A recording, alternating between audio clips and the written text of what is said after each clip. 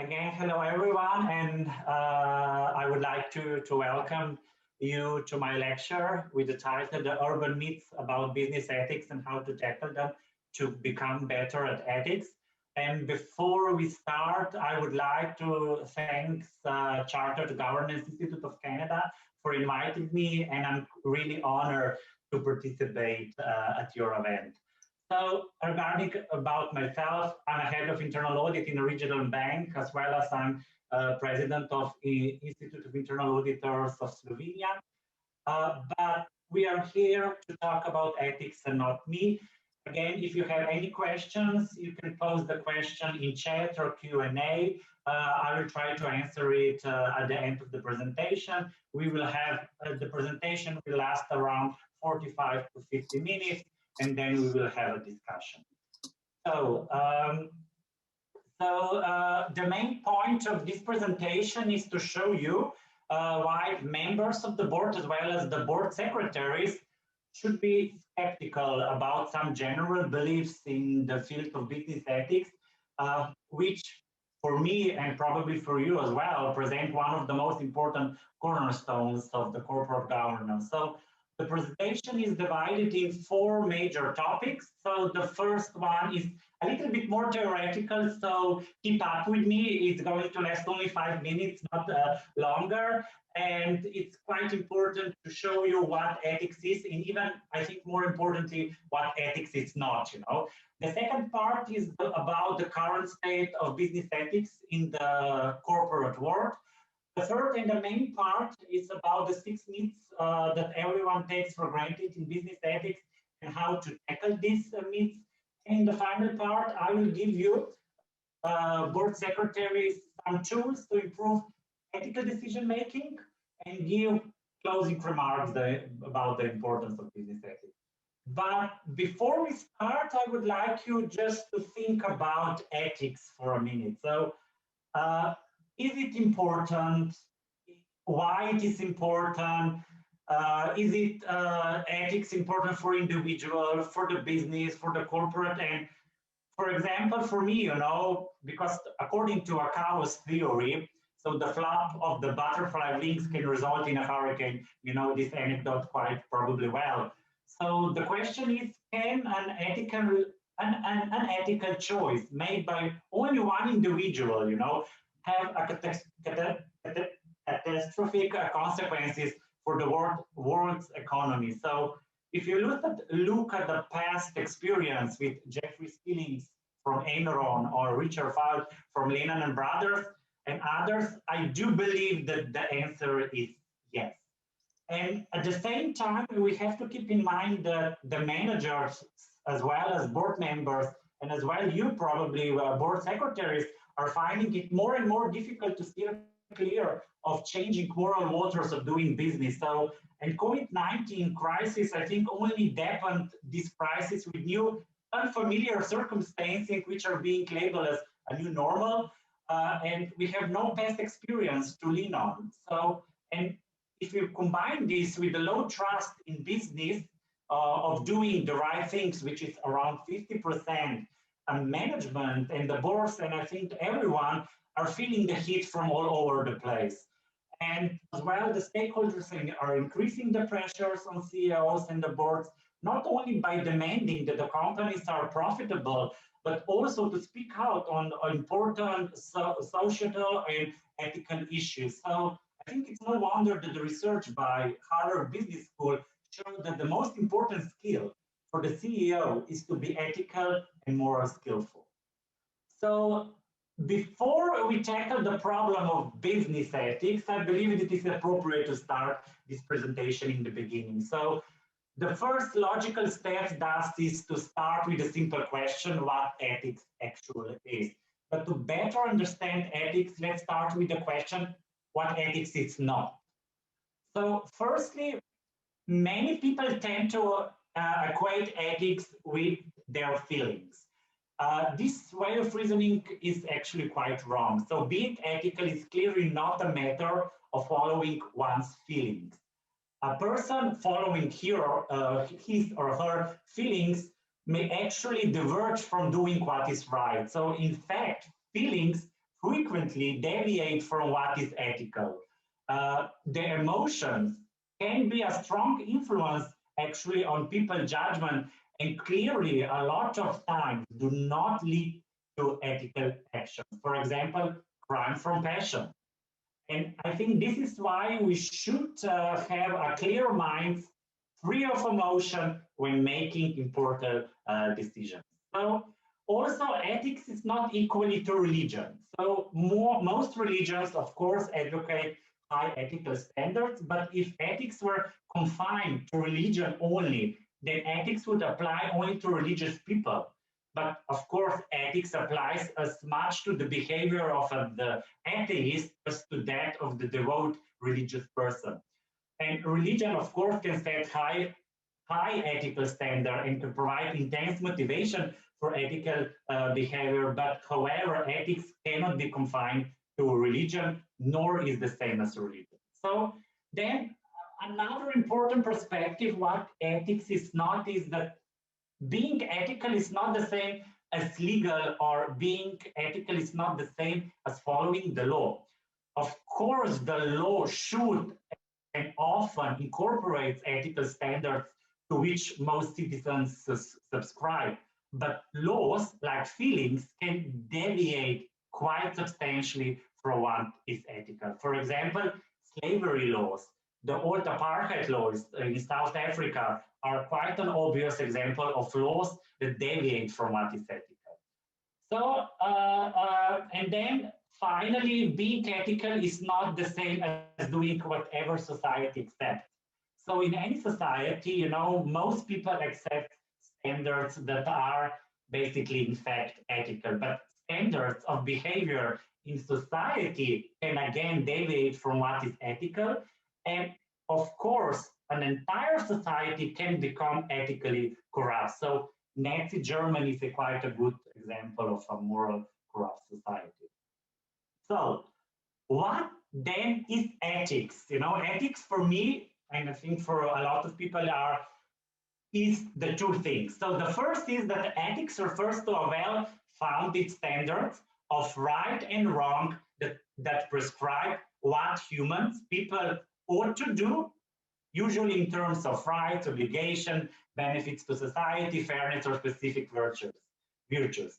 On the one hand, ethical standards include those that enjoy virtues of honesty, compassion, loyalty. And ethical standards include standards relating to rights, such as the right to life, the right to freedom from injury, the right to privacy. But on the other hand, ethics refers also to those standards that impose the reasonable obligation to refrain from certain acts. For example, refrain from rape, from stealing, from murder, assault, and fraud.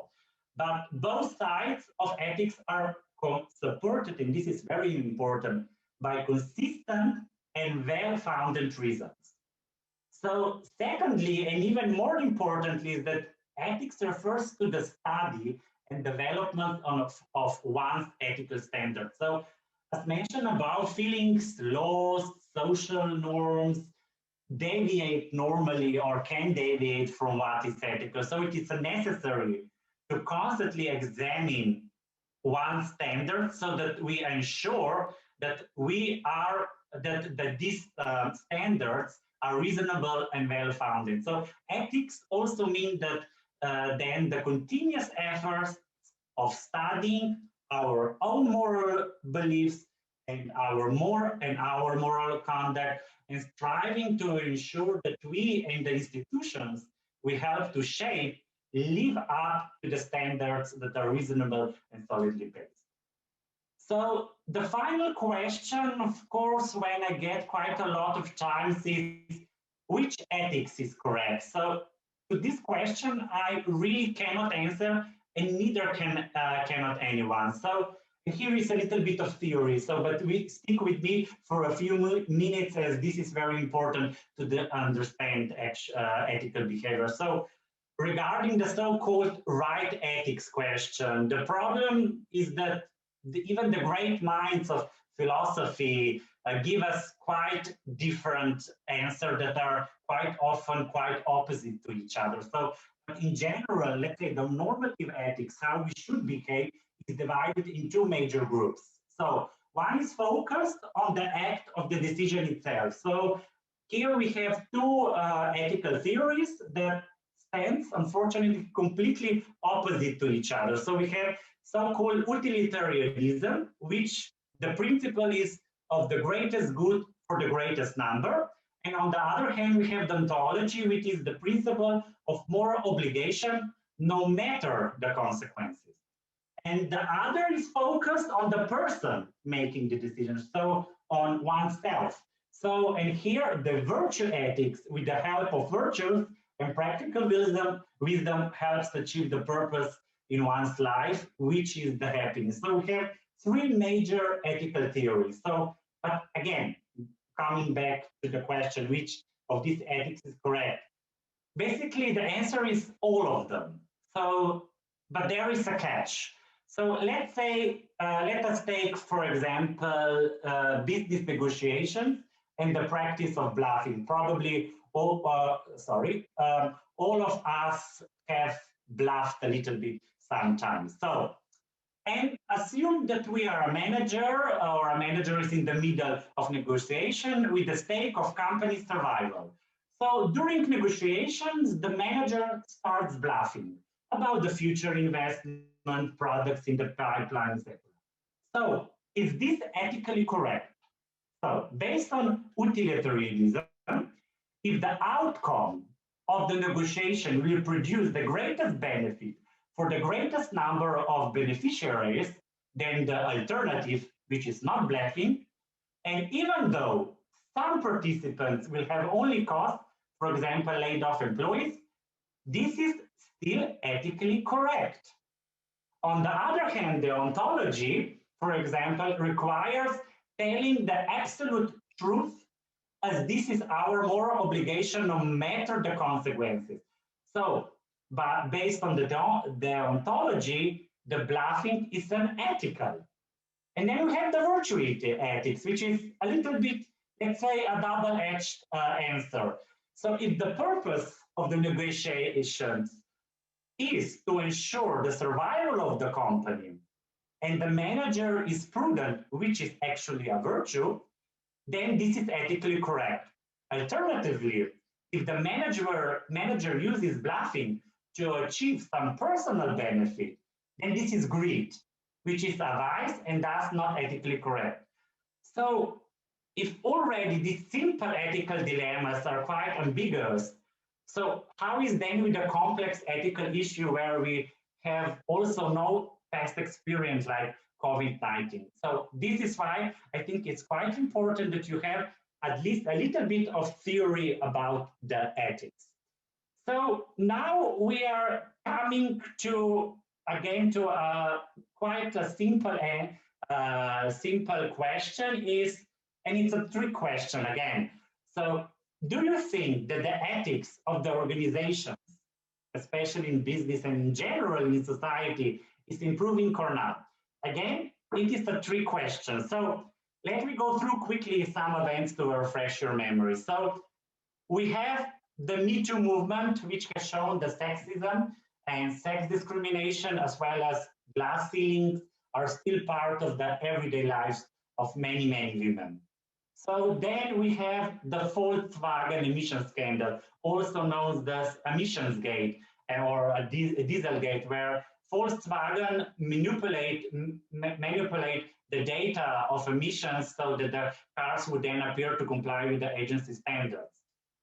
We have the Wells Fargo account fraud scandals that is based on the creation of millions of fraudulent savings and checking accounts on behalf of Wells Fargo clients without their consent to boost sales and basically to get the remuneration. Then we have the new ones. So we have EY and Wirecard, and how even the auditors should not be trusted in business nowadays. And we have now quite recent, so the Texan storm, where the electricity providers are gouging their prices on the shoulder of people who are actually freezing to death. You know? So Again, it was a trick question. So the most comprehensive study on the trust in society is the Edelman Trust Barometer. So, and what is interesting is that even though that COVID-19 lowered the overall trust in every institution in society across countries, it is staggering that now business is seen as the only institution in society that is competent and ethical at the same time. And only NGOs, which are seen as unfortunately incompetent, scored higher in the survey regarding the ethics. What is even for me more surprising is that business has, because of COVID-19 crisis, gained in trust while government has lost it. But still, normally the society responds to the scandals, government or business, by more regulation. And as well, the results of 50% of people that are basically that are putting trust in business is not high. So basically means that every other person does not trust business at all.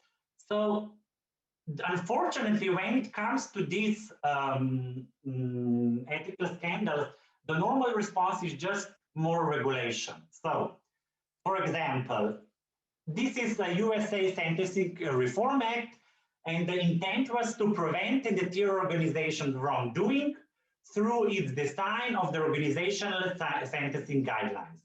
So these guidelines describe the elements of the organization's compliance and ethics program that are required. But what is even more importantly is that because of these programs, companies can be considered for eligibility for reduced sentence if convinced. And amended from 2004 guidelines also outline minimum requirements for an effective compliance and ethics programs, and has become synonymous with the effective compliance program. But did it work? So we have this famous Sarbanes-Oxley Act, and here I want to focus only on the cost sides of SOX. So overall, nearly 1 in 3 organizations spent more than $500,000 on Sarbanes-Oxley compliance, and just under half spent more than 1 million. And the question here is, again, did SOX actually help? In 2008, we got the biggest financial crisis, which was mostly due by, and this is confirmed by a lot of research, because of unethical behavior, mostly greed of executives and board members. And this led to the new legislation of Dodd-Frank Act. And probably the story will continue in the future one more time as the years will pass. And you can see here, and this is from The Economist, that the number of regulations is actually exponentially rising every year. And the question is, where will it stop?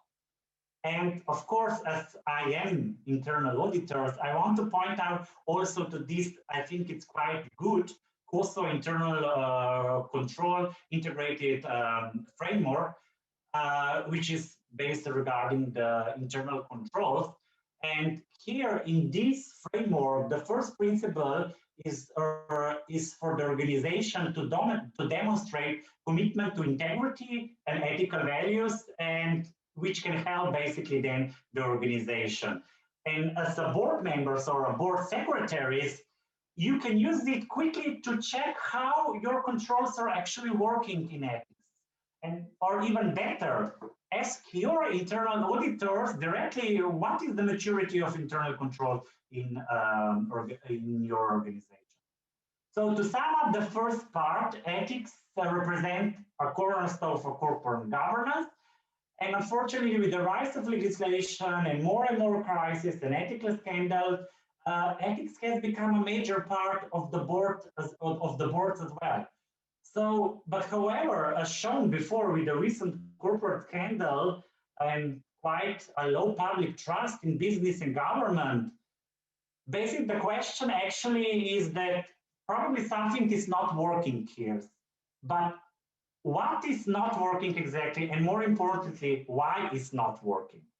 So in my opinion, everyone, but especially people at the top, being managers, boards, officials, etc., should take a step back and look at this, I would say, silent or tacit truth about ethics, if they are indeed helping organizations to become more ethical. And I will show you the 6 myths that, when scrutinized and checked in depth, actually do not hold true. And this can be quite dangerous thing for our board members, I think, as following this, and as well for the board secretaries, as following these practices can actually lead to unethical behavior. And I want also to remind you, all of you, that the professional skepticism should be present and alive in every board member's life, and as well in your life as well. So now we will check the 6 myths that is based on research I have identified that are still being a lot of times blindly followed by everyone in the organization, usually with good intention, but actually they are not so good for the organization or for the ethical climate. So at the same time, I will show you how you should tackle these myths and help achieve better ethical decisions and behavior of everyone in the organization. So the first myth, the code of conduct supports ethical behavior. So every big organization have probably already a code of ethics, code of conduct, which should help organization and its stakeholders to behave ethically. And also there are some famous code of conduct examples. For example, I put some links, I put a link there, you can see for the best codes practice. Most notably, Credo by Johnson & Johnson is quite famous. But as you do probably know, even Johnson & Johnson has in the recent years been caught doing some not so nice things, you know, the opium crisis.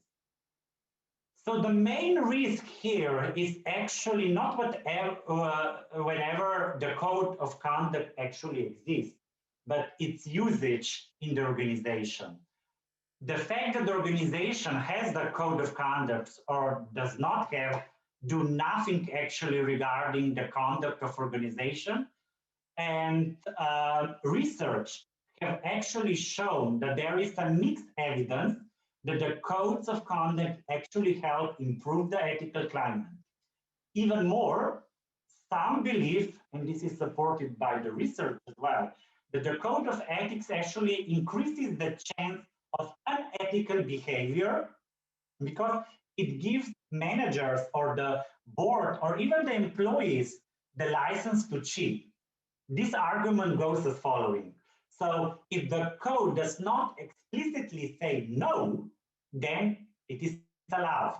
And as the code cannot codify all the possible, as well as, of course, new circumstances, this could lead board members or board secretaries and employees or managers in believing that they are doing the right thing, as there is nothing about forbidding them in the company's code of ethics. And also what is important is the code of ethics can decrease a moral sensibility by only narrowly looking at the dilemma and following only the exact procedure stated by the code of ethics, which can actually lead to immoral actions. And also the latest study done by Harvard Business School about the code of conduct shows that the main goal of such code is not to actually improve the organization's ethical climate, but to basically reduce possible legal fines in case of prosecution. So how to address this myth? So normally employees are probably the board members and everyone usually annually signs the code, and probably you have some sort of training. But the best practice based on different behavioral experiments shows that what works is that before every major decision, the decision makers should read and sign a statement that they are complying with the code. So as a board secretaries, you should remind or give the board members before a major decision the code of conduct to sign, or at least read the code of conduct so that they remember why the code is important and what it stands for. And if this kind of exercise actually worked on children and students, the experiment has been repeatedly done in various countries with different age groups with the same results. Probably it is bound to work on board members as well. So the next myth is that the compliance programs help the organization to become more ethical. So the research shows that the average multinational company spends several $1 million a year on compliance, which can even be higher in highly regulated industry like finance or defense. And the executives and the boards also complain that even after spending millions on programs, compliance actually does not offer any tangible benefit. And many executives are rightly frustrated about paying immense and growing compliance costs without seeing any clear benefits. So the compliance programs keep growing, become more complex, and includes not only training, but also risk assessment, policies, monitoring, enforcement, and so on. And yet, even without clear benefits, the companies just continue to invest, not because they think it's necessarily productive, but because they fear exposing their organization to greater liability should they fail to spend enough. So employees often resent compliance programs because they are seeing them as a series of box-checking routines and mindless training exercise. In our view, all this expense and frustration is actually tragic, but they are avoidable. And according to Deloitte and Compliance Week study, only 70% of firms even try to measure the effectiveness of their compliance program. And of those that do, only a third are either confident or very confident they're using the right metrics. So when putting everything together, executives as well as the board members are actually struggling to find how compliance can help improve ethics in the organization. And the compliance programs are caught in the same loophole as a code of ethics, for which the primary goal is basically to satisfy regulatory requirements or reduce penalties and not actually help the organization become more ethical. And boards should also keep in mind that the compliance issues are not the same as the ethical issues. What is legal is not the same as what is ethical, and vice versa, and not to confuse them. So how to address this? So for compliance program to have a meaningful impact, organizations needs to test what works and what doesn't, meaning that the compliance program should use experimentation methods and innovation.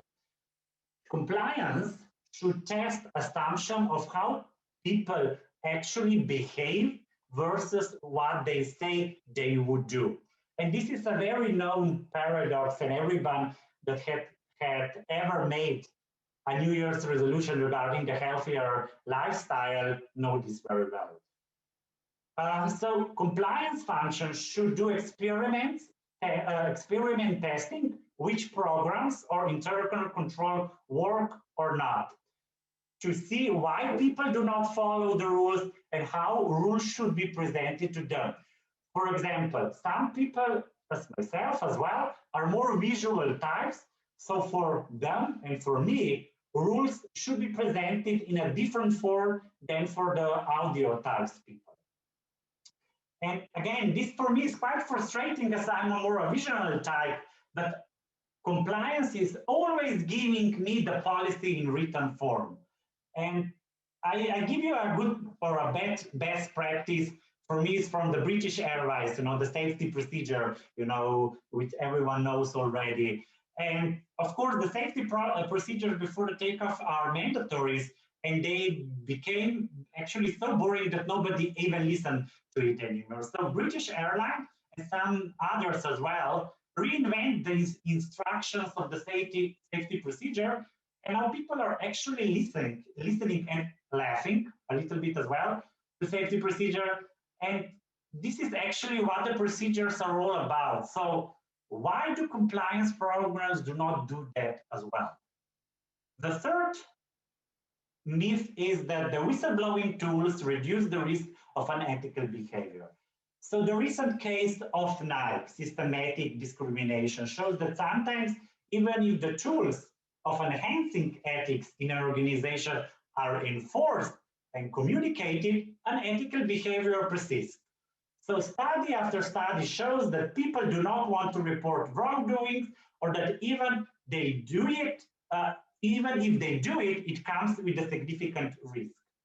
So challenging the status quo in any organization, basically it's quite difficult, and normally it comes along with quite a lot of risk.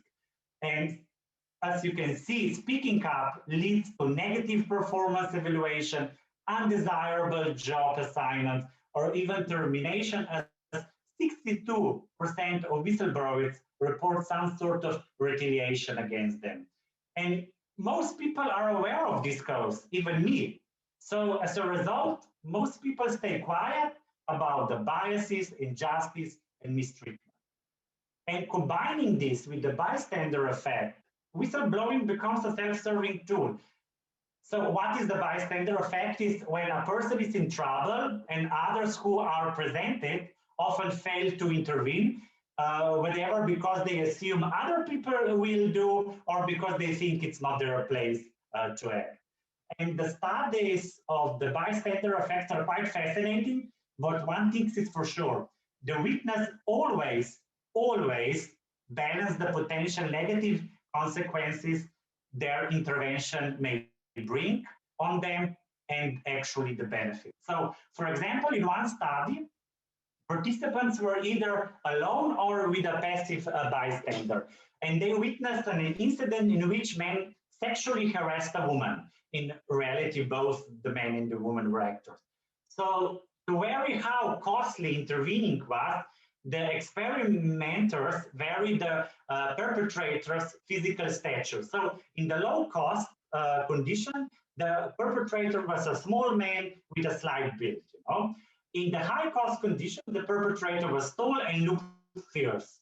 So when intervening would be less costly, so with a small little man, 50% of participants helped when no other bystanders were present, whereas only 6% of participants helped when there was another bystander. This is quite a significant drop. But when the cost was high, even fewer participants stepped in. Interesting as well, they did not step in, whether or not another bystander was present. So bystander effect is normal in circumstances, reinforced by the perceived negative consequences of witnesses. And again, we are still wondering why people do not want to report the wrongdoings. Interesting. So how to address this? So the objective of whistleblowing should be to improve the timely detection of wrongdoing. And there are several ways to achieve this, but which one to use in your organization, or you can suggest to the board and everything, is basically up to the professional judgment of the executives or the board members. So one is, of course, the establishment of the legal protection of the whistleblowing, being on national, industry, organizational, or even on labor contract level. So, for example, SEC protection and monetary rewards is an excellent example of how to increase the protection of the whistleblowing. Of course, offering financial benefits to the whistleblowers, tie the financial gains in actually savings that the whistleblower saves the society or company because he or she discovered the wrongdoing. This is one good thing. And then, of course, you have to test it. So test whatever the hotline works and is confidential, so-called mystery tester report. And probably this is the most controversial, but this is already the experiment. This should be again, used very carefully, is testing whenever people report wrongdoings. For example, mock performance of unethical behavior. Example, leave $100 bill in joint spaces in the office. Will the finder take the bill, or will he ask who lost the bill? And you will see if basically it is working or not. So then we have another one. So the more training in ethics is better. So the common way to measure ethical training programs is the completion rates, which are normally between 90 to 95%. The problem is that this metric shows neither the quality of the training nor its effectiveness. So the main three reasons why these trainings fail are limited hours available for trainings, insufficient resources to create meaningful program, and simple fatigue of the participants. But then, again, why are organizations still doing that? Because companies rely on completion rates, not because doing so has been shown to be the right way to measure success, but because their objective is merely to demonstrate to the regulators that they have accomplished the task. They check that this training box. So, and of course, while some firms surely provide their employees with effective instruction about following the rules, basically we have seen many more delude themselves into believing that their training is satisfactory simply because it is completed. So how to address this myth? Again, what the organization should strive for it is the quality or the customization of training for each employee. So ethical behavior is not something that is up to policies, but is a practice that, as Aristotle says, become part of the person when he or she is using it. So when you're using ethics, you're becoming more ethical. And ethics programs should be tailored to the individual specific needs, moral development, and characters. It should use also real examples from people and organizations, and especially the ethical dilemmas that do not have an easy fix. So with the rise of artificial intelligence and technology, the question is why we are still using this meaningless PowerPoint presentation and these old videos for such an important thing as ethics. Another one important myth is that the individual unethical character can be curbed with the right internal organizational controls. So, as mentioned before, one interesting fact about the 2008 financial crisis was that for the first time, it was actually empirically confirmed that the characters of executives were the main factor that led to the worldwide crisis. So for the boards, especially for members on the nominating committees, and as well board secretaries, it should be clear that the personality and character are not the same. The main difference is that the personality may change over time, but character remains the same. And also personality is the range of distinctive personal qualities and traits of an individual, but character refers to a set of moral beliefs that defines how the individual treats or behaves with others and himself. So changing character is not possible, even though that organizations are spending millions of dollars on this kind of programs in believing in this myth. So personality is easy to read, and we are all expert in it. We judge people funny, extrovert, energetic, optimistic, confident. You have already probably judged me as well. And we are normally quite quick to judge people by their first impression. But character, on the other hand, takes far longer to puzzle out. It includes traits that reveal themselves only in specific and often uncommon circumstances. For example, in moral dilemma, in high pressure situation, there the character reveals each other. So why this is matter is that the problem is informing judgment about the person's suitability for important roles in our lives, being employees, friends, lovers, spouse, even board members or executives, that we all have an uncanny predilection for observing attractive personality traits and manufacturing out of them the presence of the positive character traits. So that is, if someone is outgoing and confident and funny, we are more likely to think that they are as well honest, moral, and kind. So we unconsciously tend to connect personality to character for two main reasons. We want to like people we already like, But on the other hand, the most reliable way to assess a person's character is also laborious and time consuming. And we don't have time for that. You know? It's easier to sweat left or right, you know.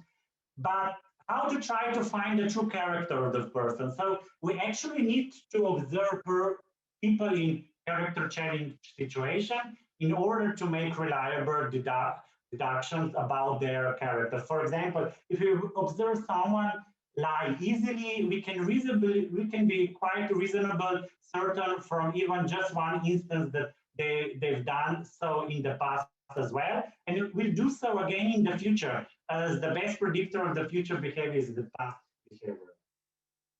So how to address this myth? I already put up the Heinz dilemma, and please read it. I will explain why. So when an employee is already in the company, you know, to change her character to become more ethical is really fruitless task. So, but the problem is that again, with the HR practices, I think that we are quite good at testing or examining the technical competencies of the candidate, but we are not so good with the testing of the ethical character. And this is one good test of the how to examine or test the moral development of the candidate. It is called the Heinz dilemma, and it's a well-established test to determine the level of a candidate's moral development. So, and normally, not to be funny, but it is used to assess the development of children moral development. And research shows that mostly even adults have more or less the same level of moral development as a normal teenager. So in this case, this famous experiment of moral development, basically, normally the adults find themselves in the stage 3 to 4 or of out of 6 possible stages. So the stages 3 and 4 represent the conventional level of being obedient and following the law, while the stages 5 and 6 are following the post-conventional level, which is more to do on the focus is more on the universal ethical principle and humanity as well. Also, again, Kohlberg found out that the movement once in the adulthood is very rare, but not quite impossible. So you have probably read the dilemma. So the question is probably in your head, here the biggest issue is regarding the reasoning of your choice. It doesn't matter if this ethical correct or not. But here are the answers, some of them, because normally you give the group and they say why Heinz should not steal the drug or why Heinz should steal the drug. And the most important is the reasoning behind. You know, it doesn't matter if it is right or not. And here are basically the answers. You can assess yourself a little bit. But I think it should be quite clear that the executives, as well as board members and as well as you, should be in stage 5 or 6. But unfortunately, the research shows quite the opposite. Unfortunately, and again, the movement went after school or after college, it's not quite common. Okay, and the last myth is goals related to the ethics or compliance help organizations or individuals to behave more ethically. So when Enron went bankrupt, you know, both independent investigators and as well company officials were quite clear. So Enron goal-setting practices, which involve setting difficult and specific performance goals for employees, were at the heart of the misconduct. So setting goals is one of the established tools that managers have to increase the staff motivation and performance. And we all know about these famous SMART goals. But yet, when these goals are linked to very ambitious goals, these lead to unethical behavior.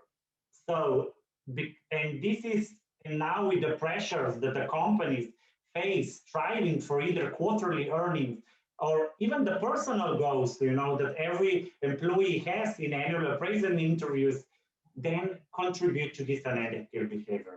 So what to do? So goals lead to unethical behavior, but following the organization's purpose helps build ethical behavior. And we have heard a lot about now organizational purpose. There are quite a lot of books how to write it, etc.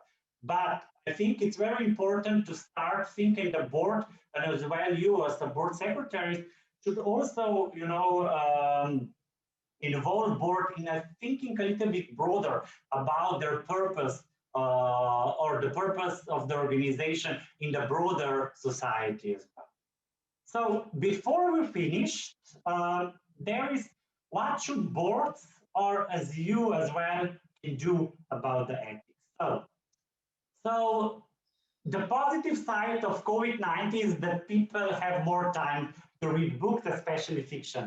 So, and literature really gives glimpse to a person's thoughts and heart, and making thus reading quite a favorite pastime of intellectuals. So, unfortunately, the research shows that the managers are reading less and less. So, and the increasing time pressure and demands of their jobs made reading of fiction almost a privilege, But at the same time, reading and discussing about the literature, this is based on the research, can help increase the moral capacity of managers or the board members or the board secretaries.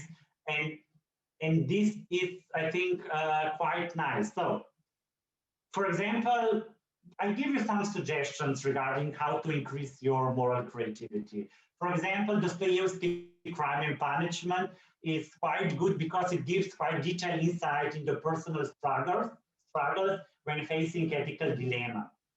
Even though, on the outside, it is quite clear that killing someone is never right, but at the same time, nobody knows what happens in the person's soul. Antigona is another good example of the balance between what is ethical and what is legally right. So, and how to balance it. Death of a salesman, combination of the meaningless job, family relation, and ambition, and how it drives to the unfortunately not a good end. So then another very good, let's say,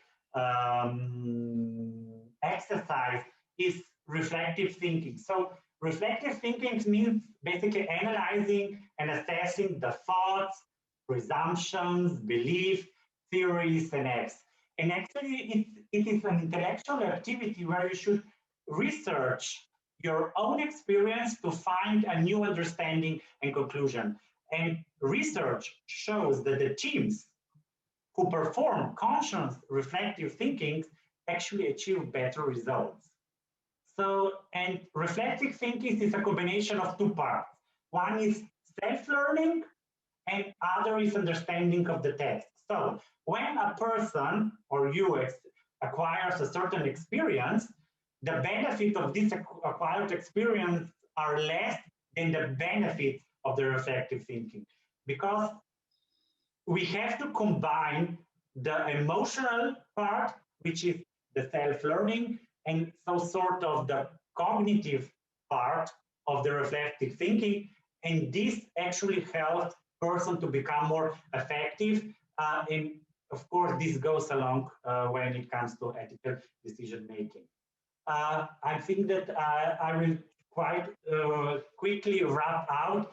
I will just the final words, and then I will give you. I see that there are quite a lot of questions, but so just final words from my side. So use the Socratic questioning method. So the Socratic questioning of seeking evidence, closely examining reasoning and assumptions, analyzing basic concepts, tracing out implication not only of what is said, but what is done, as well as everything else.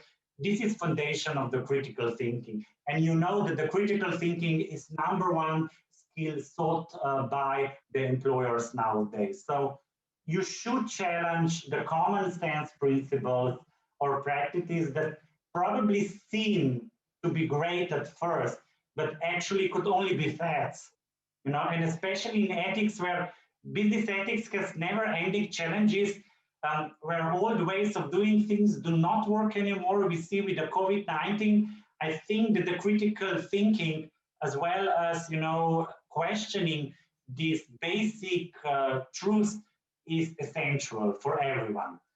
And as well, as I already said, is that what is ethics, what is not, is being studied quite a long time. And at the same time, what I want to say is the different theories, as well as advances in science, that could contribute to the ethics field. But unfortunately, there is still no consensus regarding the basics. And this is why you should be really extra diligent when dealing with the ethical issues.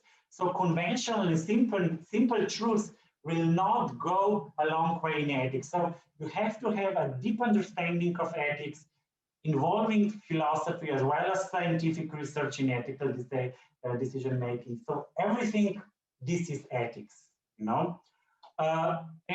also, I think it's quite important is that you include yourself into the circle of practitioners of corporate governance. This can be a very good, platform by the Charter Governance Institute and its affiliate national bodies, to basically research or examine your own thoughts about ethics, to read academic studies on corporate governance or related themes. So basically that you exchange knowledge as well that you expand your horizons. And also the end is that you should remember that ethical decision making is not a linear process like this, but is intervened between, emotion, thoughts, facts, and gut feelings. So, and the past experience is the vital part, but at the same time, ethical decision making is not based on one universal ethical rule. So we have to incorporate also in our own ethical decision making uncertainty, pressure, Muller principle, past, emotion, everything, but and then mix together, and then maybe as well with the dialogue help to achieve a good ethical decision. And this is the last point, is that you should be aware that you should never make difficult decisions by yourself and in complete solitude, even though that sometimes moral reflection does need its space, because the dialogue helps broaden the perspective of ethical dilemma and increases the moral sensitivity of everyone. So I think that what is the greatest risk of all regarding the ethical decision making or the ethics in the organization is that we all see our own reality as the only correct one, and this makes us unwilling to listen and think and ultimately act wisely and ethically. So let's change this and basically open our minds to as well different opinions and beliefs. So thank you, and now I'm open for questions. Thank you, Matej. You've had a couple comments and a question here, so I'll start with that. Back earlier on in your presentation, Logan said, wondering if you're familiar with the debate between Kant and Benjamin Constant on this possibility of benevolent lie.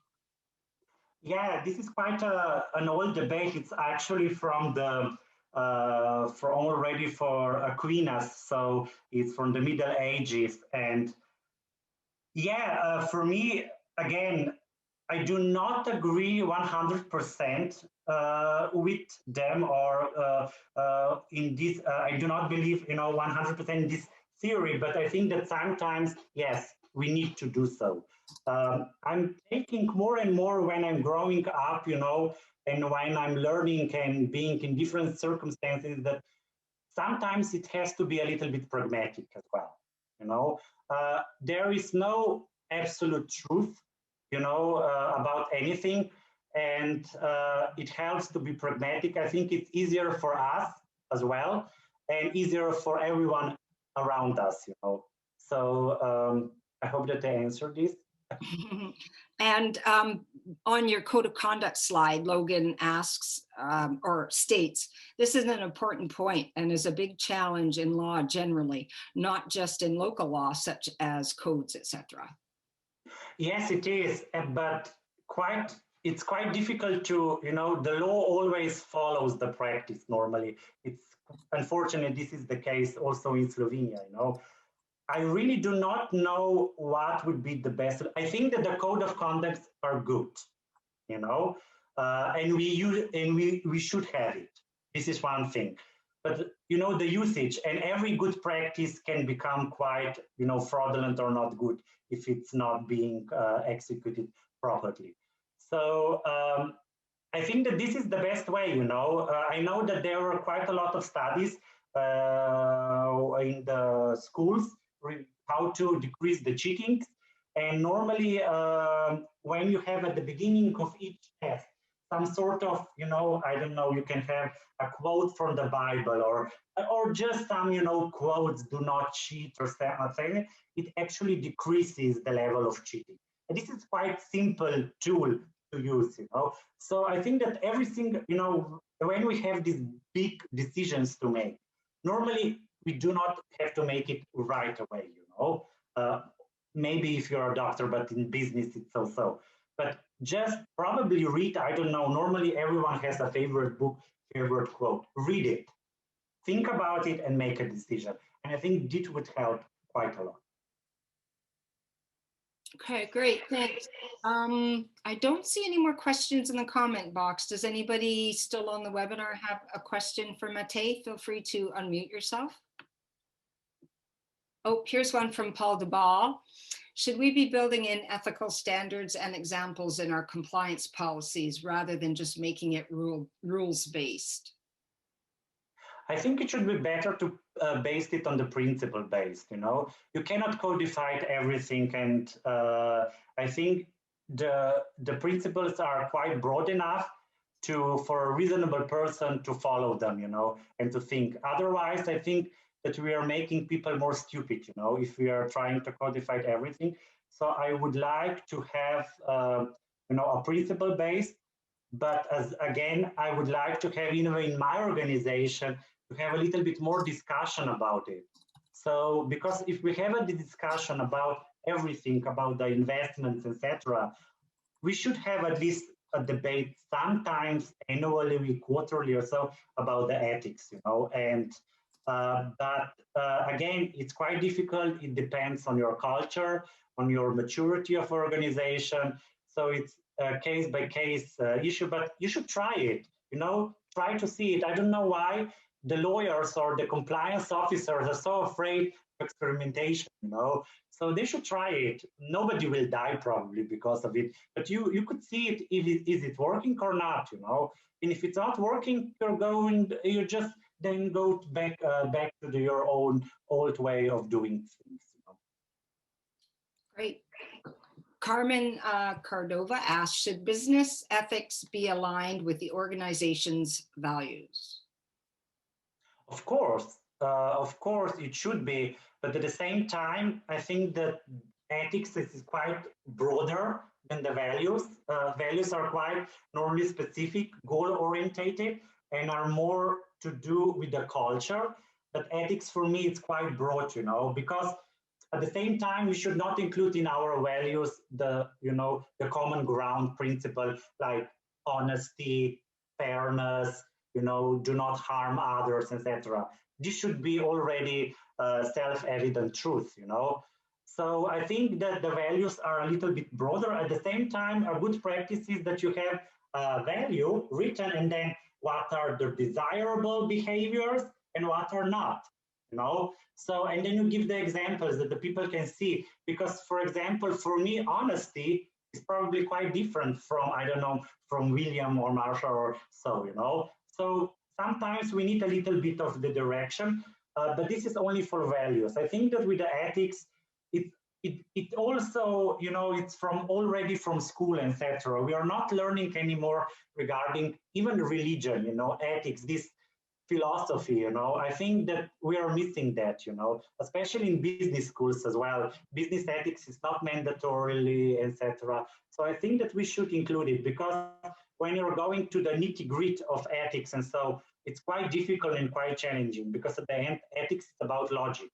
So it's completely reasonable, and it's about logic. It's not about emotions and everything.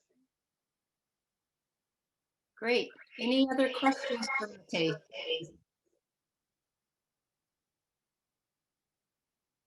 Nobody? All right, I'd like to thank everyone. And Matej, thank you very much for the presentation. A lot of positive feedback in the comments section for you. Thanking you, great effort. And everybody, I've sent links in the comments that this presentation will be available after on our website. Everybody stay safe and healthy, and we'll see you next time. Thank you very much, Matej. Yeah. Thank you. And again, thank you for inviting me, and enjoy your day.